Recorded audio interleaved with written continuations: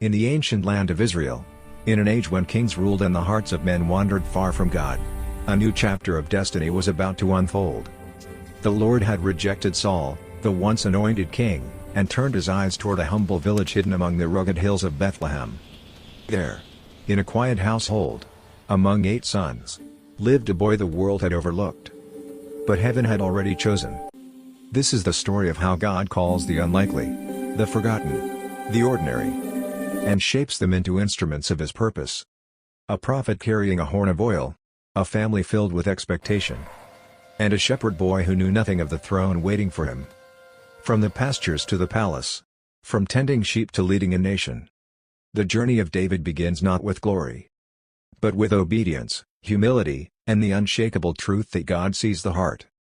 Prepare your heart, for this is the divine moment when the Spirit of the Lord comes powerfully upon His chosen servant.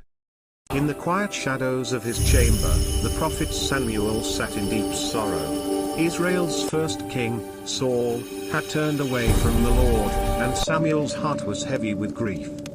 But suddenly, a radiant light broke through the darkness, and the voice of the Lord spoke to him. How long will you mourn for Saul? I have rejected him as king. Rise.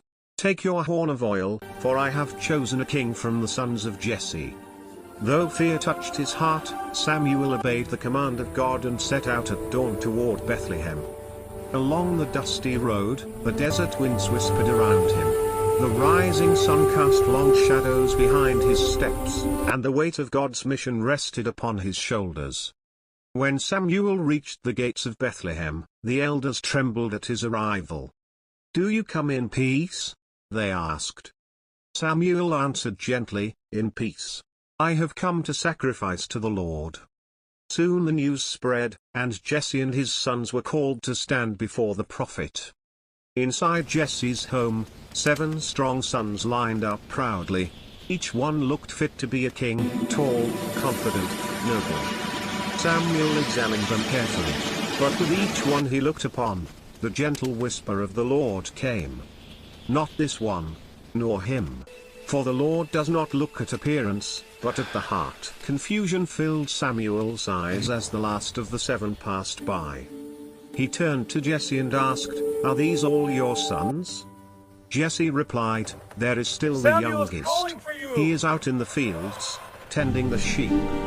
Samuel said, "Send for him. We will not sit until he arrives."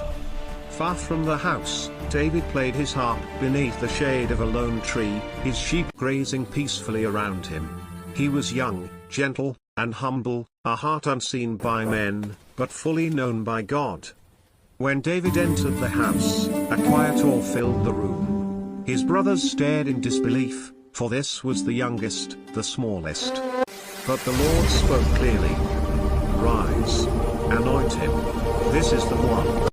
Samuel lifted his horn of oil, and as it flowed over David's head, a powerful presence filled the room. The Spirit of the Lord came upon David with strength and purpose. A new destiny was born. The shepherd boy was chosen by God to become the future king of Israel. But far away in the palace, Saul sat in darkness. The Spirit of the Lord had departed from him, and a troubling spirit tormented his heart. His servants searched for someone whose music could soothe the king's troubled spirit. And they heard of a young shepherd, skilled with the harp, brave and wise. David was brought before Saul. And when he played, peace came over the king. The shadows lifted. The fear faded. Saul grew fond of David, unaware that the young musician before him had already been chosen by God to take his place. And so, from the quiet fields of Bethlehem to the courts of Israel's troubled king, David's journey began, a journey shaped by the hand of the Lord and guided by a destiny greater than he could ever imagine.